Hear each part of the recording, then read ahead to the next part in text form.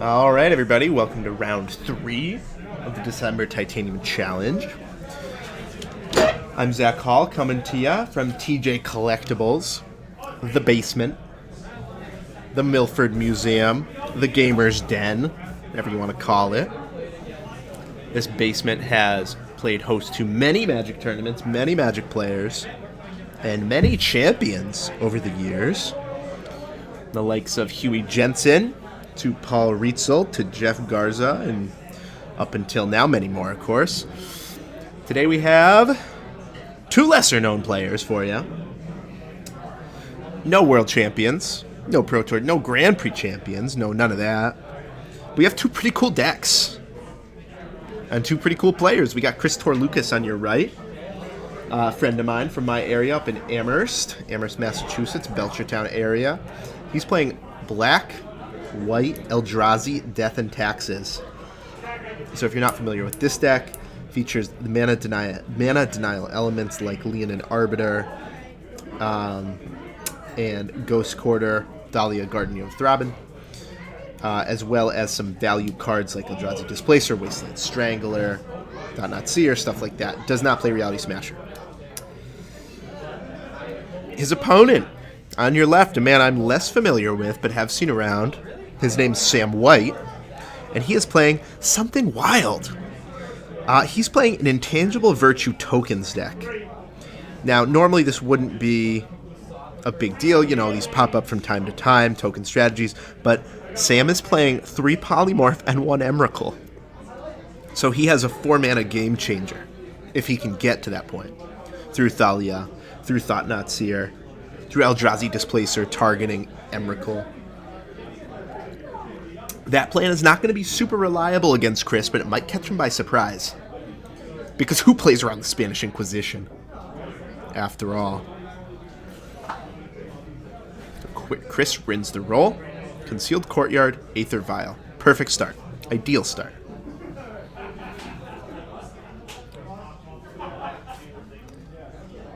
Sam with a Godless Shrine, starting slow. No real good 1-drop token makers. He can't afford to play Doom Traveler in his Polymorph deck.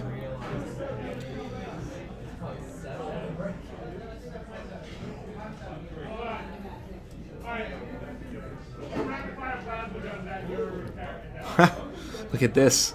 Lightning Greaves, go. Chris told me excitedly before this tournament started, he said, I put in 1 Lightning Greaves in my deck because I think that card is awesome.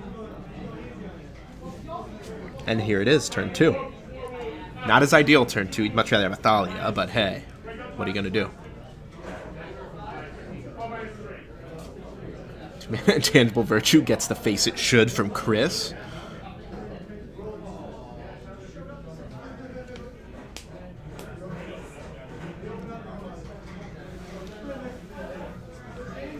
Two counters on Vial.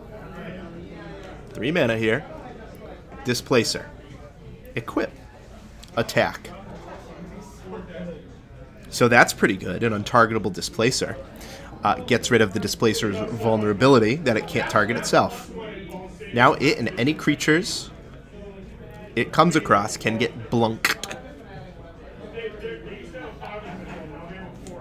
That's right, blunked.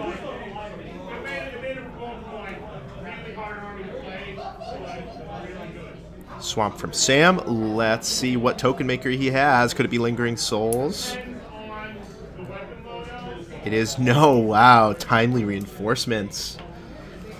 So, this magic card. Sam has less life, so he's going to gain 6. And he has less creatures, so he is going to get 3 tokens. Pretty good. And they're all 2/2 Vigilance. Thanks to Intangible Virtue.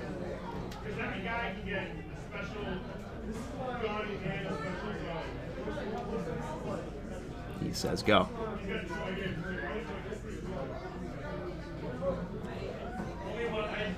Eldrazi Temple and a pass of the turn. Wow.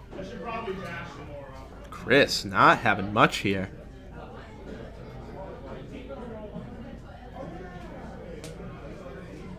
No Thought-Knot. No Confidant. No Arbiter. No Flicker. Flicker was possible with that Aether Vial on 3. But this is not a great draw from Chris. I gotta imagine his hand is overloaded with lands and path exiles. 3 mana.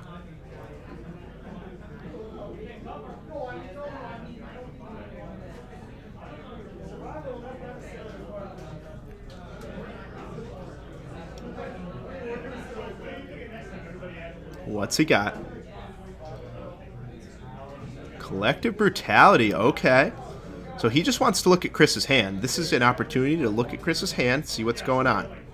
And ooh, he sees the good/bad news.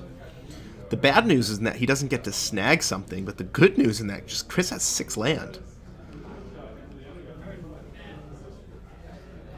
Tangible Virtue comes down.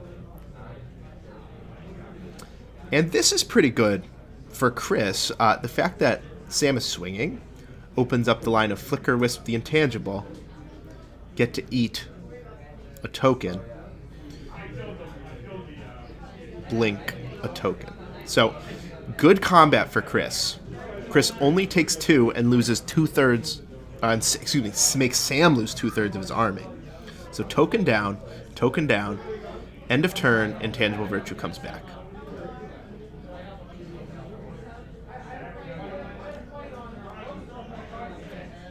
Now, important to note here, Lightning Greaves gives Shroud, does not give Hexproof.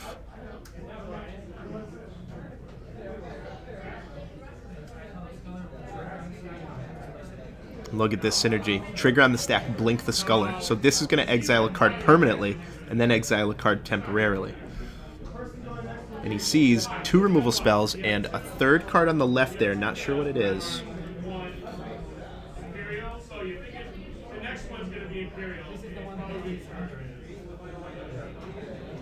Okay, Lingering Souls. The one he's taking permanently is Anguished Unmaking. No, the one he's exiling forever, Collective Brutality. The one he's taking temporarily, Anguished Unmaking. In for 3. And what will the Greaves target?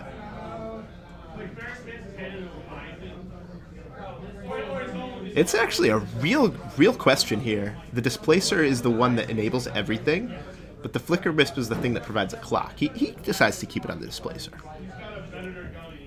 That's fine.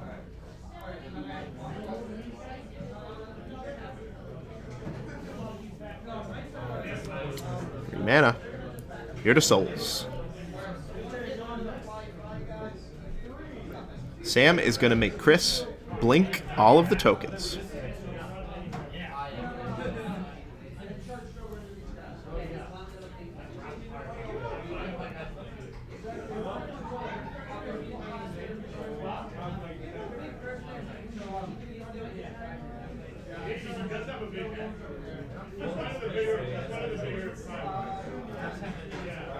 So Chris now has 2 Displacer activations.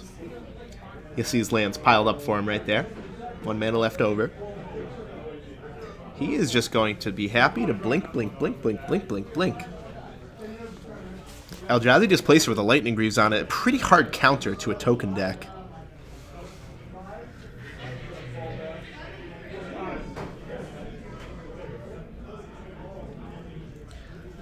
In terms of ways out of this for Sam, I mean, I'm looking at the deck list, and there really aren't many. Post-board, of course, he gets some. But pre-board, he relies on things like Path to Exile. Things like the Anguished Unmaking that's under the Skulla.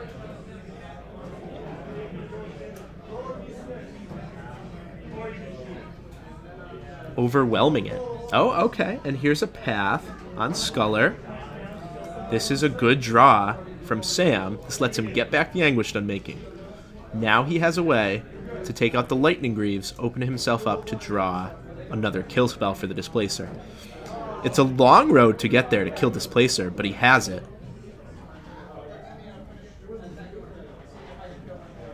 Here we go, 3 mana. Unmaking the Greaves. This one of Lightning Greaves doing huge amounts of work.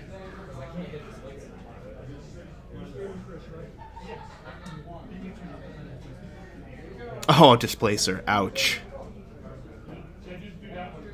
Now we'll be blinking The token will be attacking for 9, halving Sam's life total.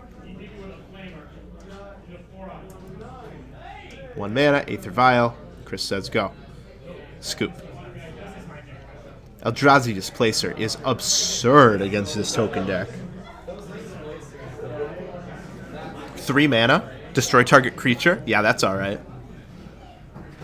Normally with the Displacer, like, yeah, it ties all the mana up. It doesn't kill the creature permanently. It just displaces it. Damn. Displacer versus tokens, though. Pretty good. So, post-board games here. Chris, on the right. What's he have? The finance major, the economics major,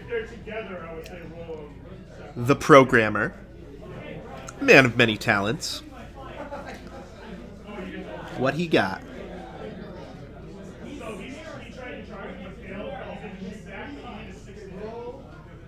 Well, Zealous Persecution is a good one. If, of course, Intangible Virtue isn't in play. If it is in play, well, it's still okay, but, you know, it's not the board wipe that it should be. Kambal, a good one. The 3 mana 2/3 that drains them for 2 every time. Not bad, not bad. Other than that, not a heck of a lot. Mirren Crusader, if Chris thinks that Sam's going to rely heavily on black tokens, which, you know, we saw none of, but you never know. First Strike also okay.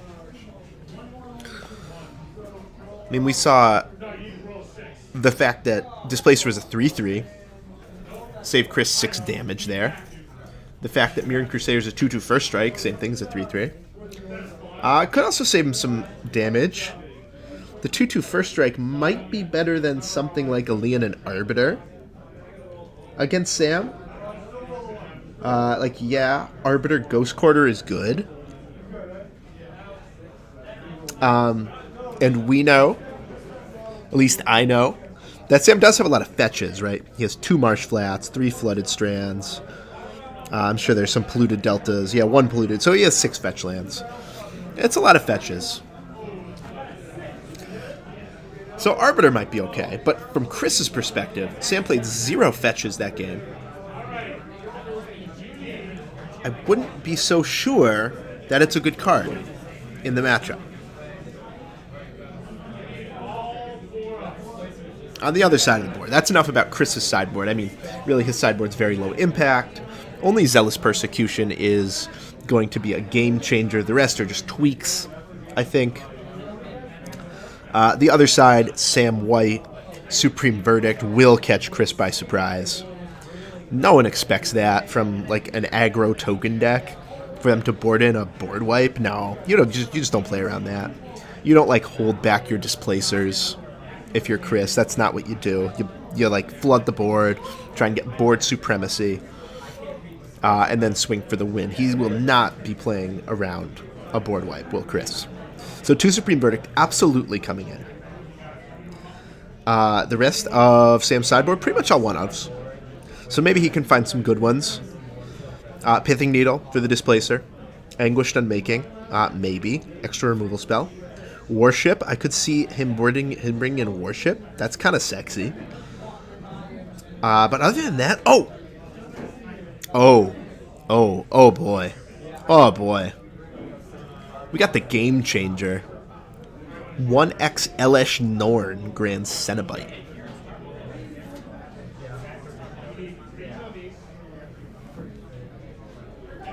That's a good one.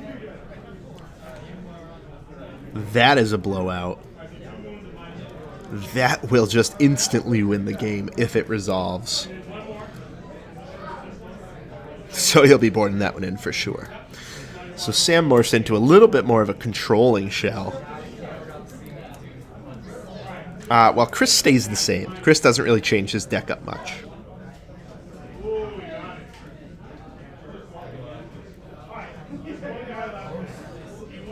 It'll be interesting to see how many Path to Exiles Chris kept in.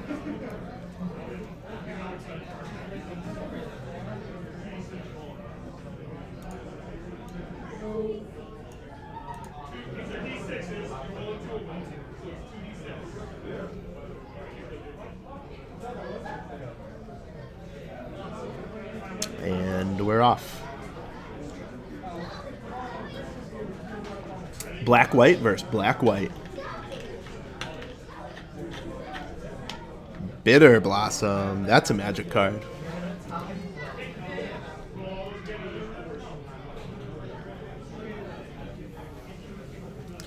Followed up by a Sculler from Chris, so Chris keeps up. He does have a play.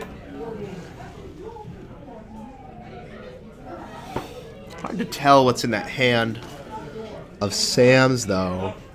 Definitely has a Sorin. Has a pile of white cards, too.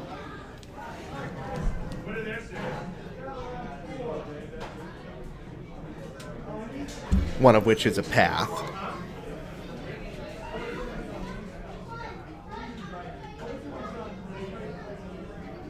Let's see what Chris takes here.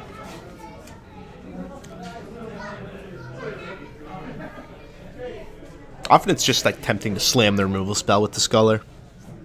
That's not always the right play when it's Path to Exile. Because Path accelerates.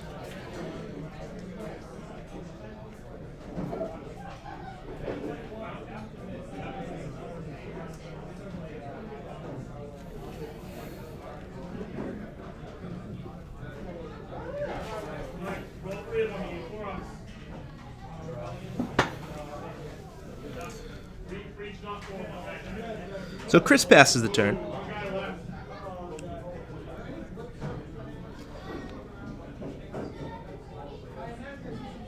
I think that was a Spectral Procession taken by Chris. Alternate art, I'm not positive what card that is.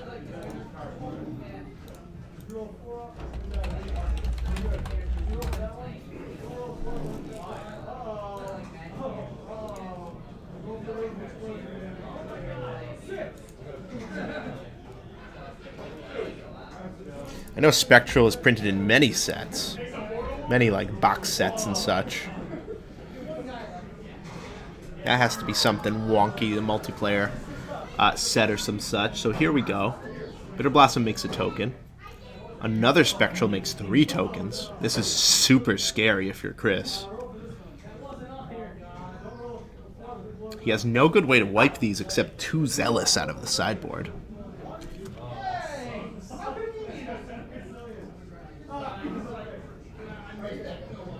Sam has added an Anguished Unmaking to his hand since then. So 2 removal spells and a Sorin. Have to imagine it's the Sorin. Taking 1 removal spell, pretty redundant. As he has 2, the other one will just, it has the same functionality, basically.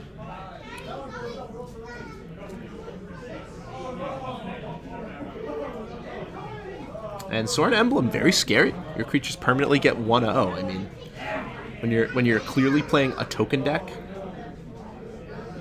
that's gonna be the pick, I think. Yeah, it is. Good play by Chris.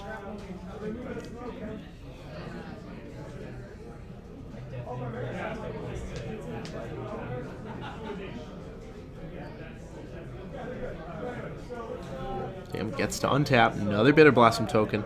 And if I'm Chris, I'm just thinking, don't draw Intangible Virtue. Don't draw Intangible Virtue. Don't draw Intangible Virtue.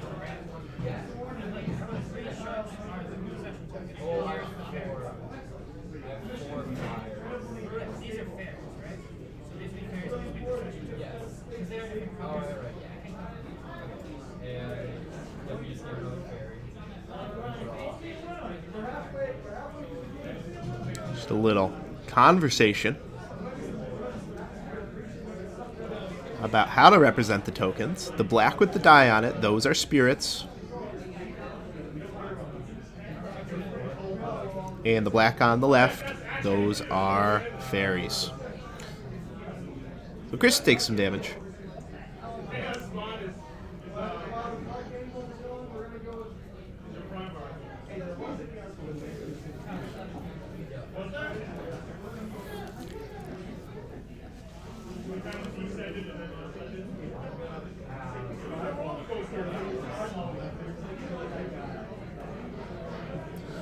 So the attack does prompt the path from Sam White. Accelerates Chris a bit. Has to be happy about that. Get more lands for the eventual Displacer, which is looking more and more like his main plan. If you haven't drawn a Zealous yet in this deck with 0 card manipulation, well, it's kind of hard to craft a game plan around drawing a 2 of.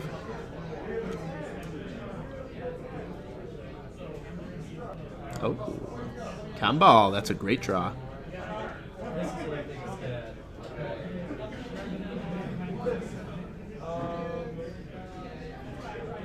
So in response to Kambal, Raise the Alarm comes out. So those are white soldiers. These greenback sleeves are white soldiers. So there is an Anguished Unmaking to deal with Kambal, but it will cost him 2 life.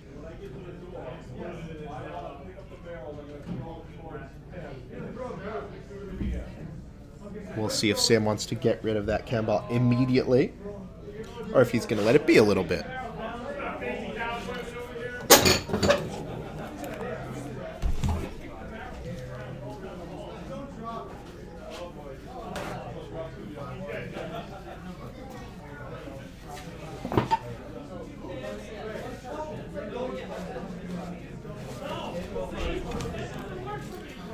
Okay, Sam just decides to attack for 5 in the air. And maybe saying go here. Anguished Unmaking is an instant, but he has to think, does Chris have any way, like Flicker Wisp, like an instant speed Flicker Wisp, to mess with his creature? Something like a Cloud Shift. 4 mana. Thought Not Seer. This will have to prompt the Anguished Unmaking.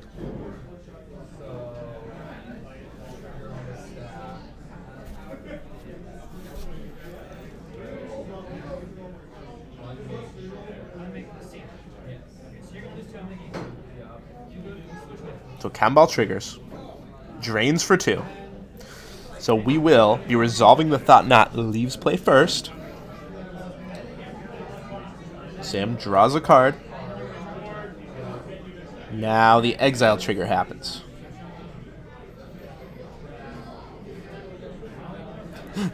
And the cat's out of the bag. Chris sees the Polymorph. Oh, and unlucky for Sam, he's drawn the Emrakul too.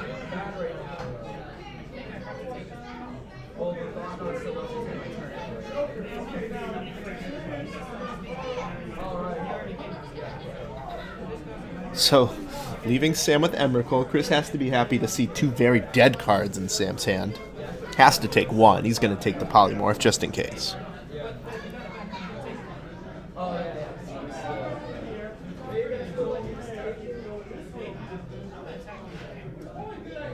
Wow, the attack with Campbell. Immediate chump from Sam, who is under the Bitter Blossom clock. Could have blocked with 3, does not want to risk a path to exile. I don't blame him. Bitter Blossom makes another.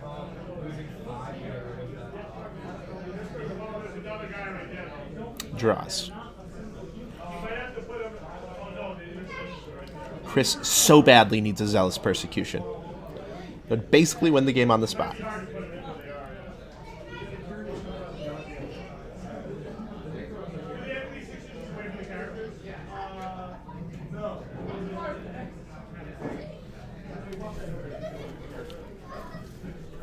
Paths a token so that he only takes 5.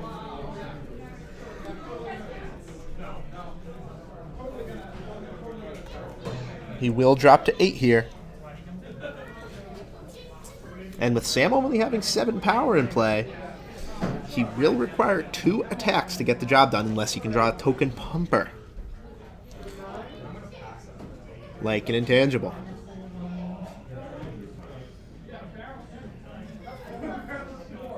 Sam says go. Chris needs something here. Anything.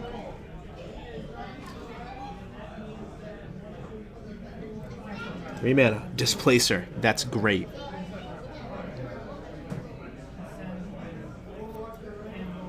Now, both the creatures can attack. And here, Sam has to be so worried about his Bitter Blossom. Falling to 3 is risky with Kambal in play, with Bitter Blossom in play. One token has to at least chump, I think.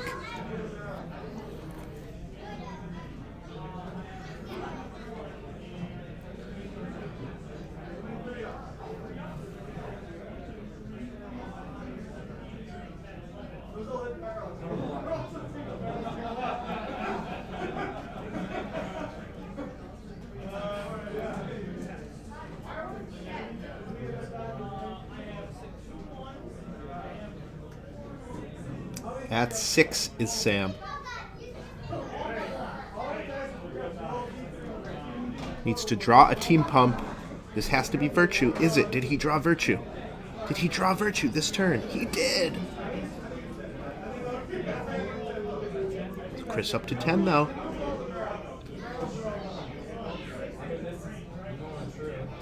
What can Sam afford to attack with? All of them, since they have Vigilance. One gets blinked. Chris goes to 8. Takes 8, down to 2. Says go. Chris needs to draw a good one.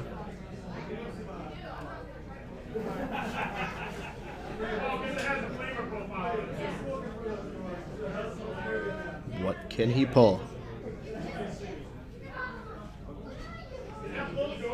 Blessed Alliance would be good, should he have sided it in.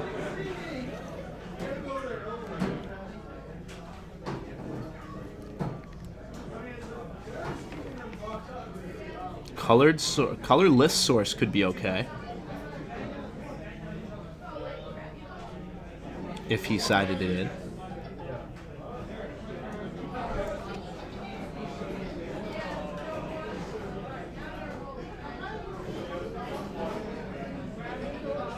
Here they come.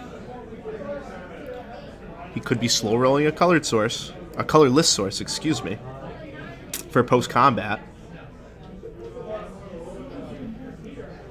He could have drawn a useless Aether Vial. Could have drawn a useless Thalia. A useless Sculler, useless Confidant. A lot of bad draws in Chris's deck. Now Sam here is thinking, can I afford to go to 2 and then 1 on upkeep? Can I afford to do that?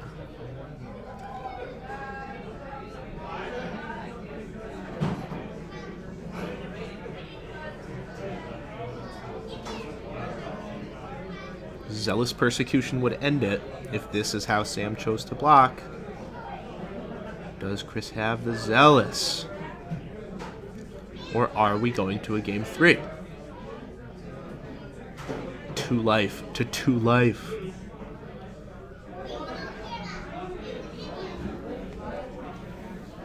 About to be 2 life to 1 life. Shambling Vent.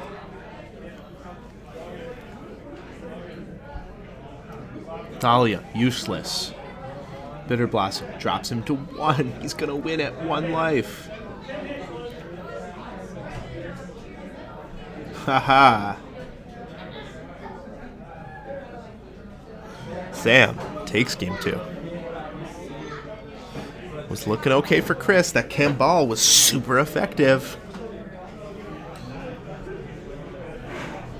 But he could not deal that final 1 point of damage. As so often it goes with Bitter Blossom, they win at 1 life.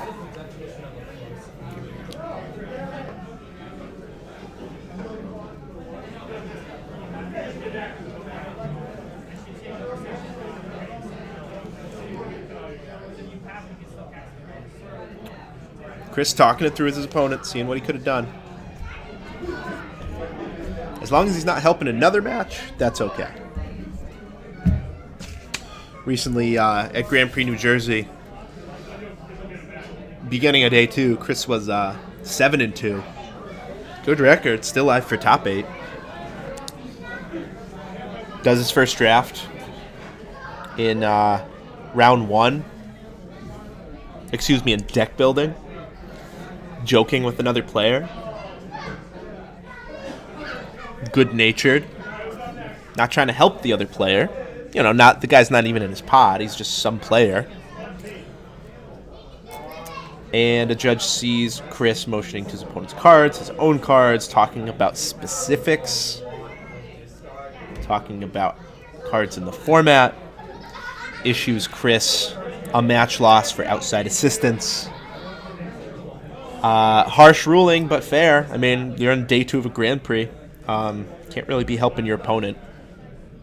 Your adversary, who's still live in the tournament, and Chris got punished to the full extent of the law. Would every judge have done it? No. Was he well within his bounds to do so? Yes. So Chris got punished, and he got match loss, and I don't think he won another match that day. Tilted off his gourd, of course, as I would be. My God, get a match loss while still live for a top 8 in a Grand Prix. That's a sad time. But hey, you know it's sometimes just your nature to be friendly, to be joking. But there's a time, there's a place. Day 2 of a Grand Prix. I think, as Chris learned, not the time, not the place. I'll still banter with him all FNM long, though, if he lets me.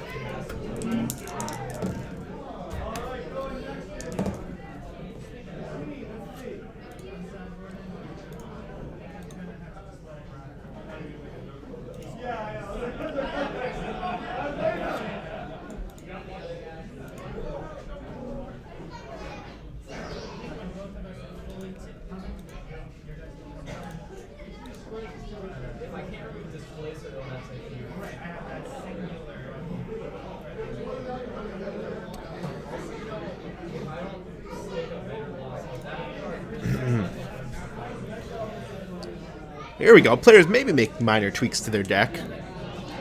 Maybe Chris, once he sees the polymorph nature of Sam's deck, might switch it up a little bit. Not really sure how. I mean, all the cards in his sideboard don't really address that. The only one would be Blessed Alliance, which, funnily enough, would have saved him there.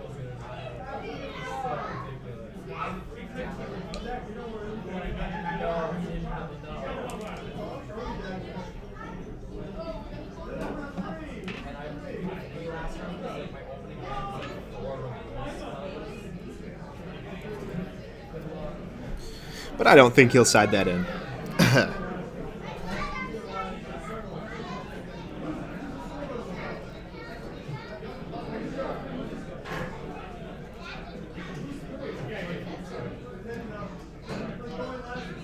Godless Shrine go. Met with Polluted Delta go. Okay. Sam showing a little more of his true colors with this blue source. And Thalia, so good against Sam White. He has one creature in the deck. The rest of his spells are non-creature spells, and that one creature costs 15. So Thalia basically just says all of your opponent's spells cost 1 more to play, and has first strike, and is a 2/1. Pretty damn good on turn 2 on the play in the rubber game.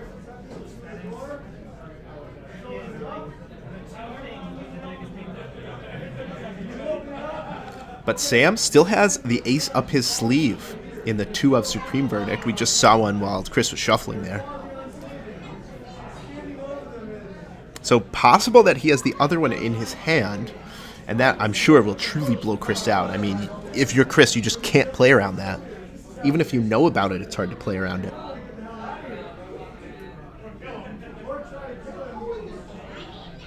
Two mana Pithing Needle, okay. Gonna, of course, name the Displacer. The Hose, 100% Hose, to his deck. As we saw there, Sam laughs, looks right in Chris's eyes. I'm gonna name Eldrazi Displacer.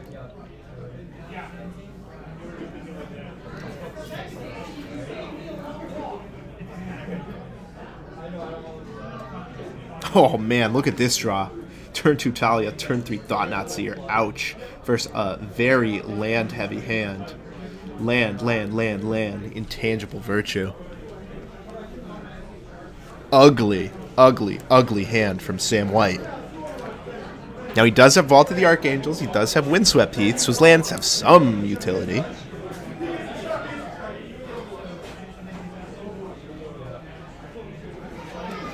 But not a ton. Sam going to be able to land his virtue here. Or raise the alarm if he drew it.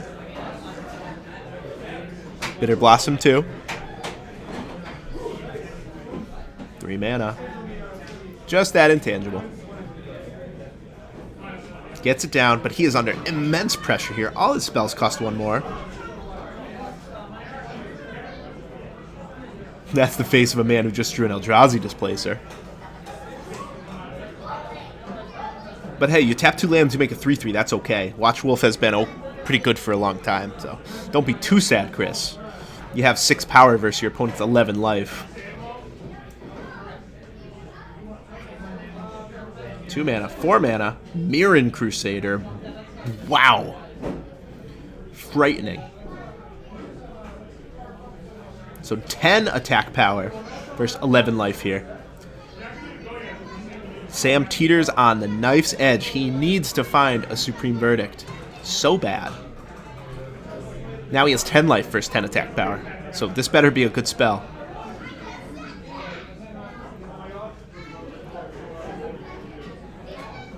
Lingering Souls would be good chumpers. Spectral Procession would be better. 4 mana. Spectral Procession. Okay. Okay. Very respectable.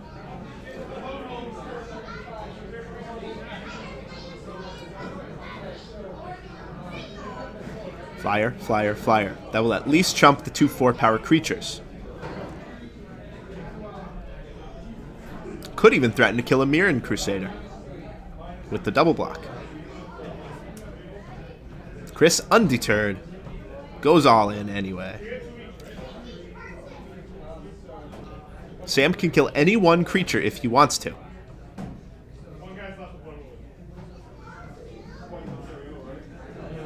Could, of course, be stymied by a creature removal spell.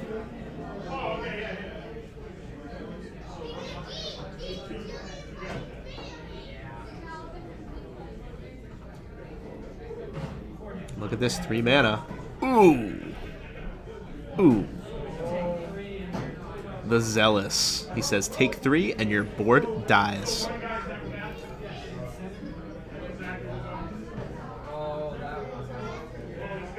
Chris says go. Still has board parity. Could still be blown out by Supreme Verdict, though. Does Sam have it? No. He drew 4 lands and a Thoughtseize. GG, Chris Tourloukis. GG, Sam White. That was really fun to watch.